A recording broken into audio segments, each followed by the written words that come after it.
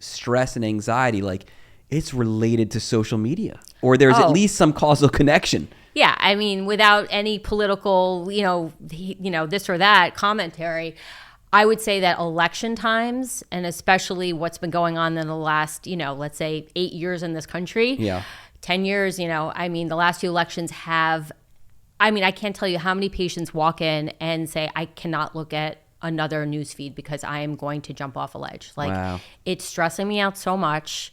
No matter, what end of the political spectrum you're on, I just think that politics in general have gotten just so polarizing and caused so much stress that I tell people, you gotta curate, you gotta curate what you watch.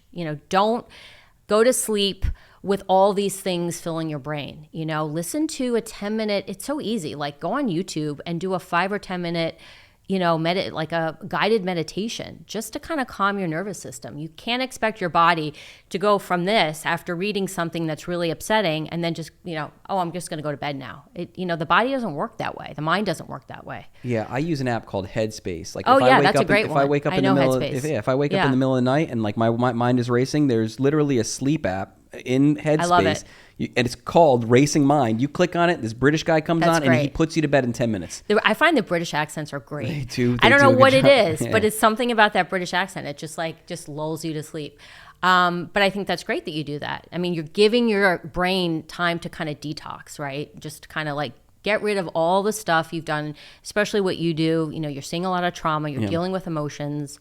You need that time at night, You brought up as far as that a lot of the social media stuff that you're seeing with patients is this anxiety and tenseness because of politics. And when I was thinking of it, for some reason, I was thinking that there's got to be this group of people, because I'm one of these people, where you start to see what other people are doing on social media, or this person's successful, or that person's doing this looks perfect, or they're doing this, they're driving that, that stuff can get me anxious when you see it, and it's almost like a misperception. Do you have people that you say, hey, listen, just turn off, stop following these people, don't watch it?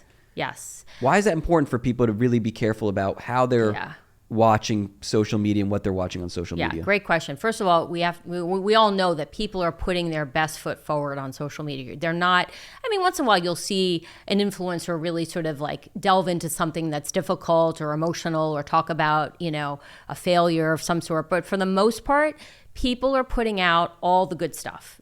And, so you're sitting there comparing maybe something you're going through that's tough, and you're seeing all this good stuff. I call it social media FOMO, right?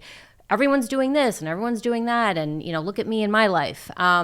So I think it's really important, especially when you're going through a hard time, to not look at any of that stuff and stay in your own lane, because the grass is always going to look greener, and it's going to distort, I think, your own perception of your own life. That's why it's important to kind of just focus on what you can control in your own life, and don't compare. And social media is the worst of that, because again, people are highlighting what's great in their life. They're not really putting out what's not so good. And this is really if you look in modern history, it's a much newer phenomenon, because back 10, 15 years ago or 20 years ago, what the other person was doing was not on your radar nearly as much. So you're focused on achieving success yourself. You're focused on all your goals. Right. And you're not seeing that, this person's doing that or pretending to do that, or this person's, they've achieved that goal. And you're like, whoa, how'd they do it so fast? Things like that. Right. I've actually just unfollowed certain people because I don't care. Why is it my business what they're up to? Right. And especially if you feel like it's going to leave you feeling less than, or, in some way bad about yourself, what's the point?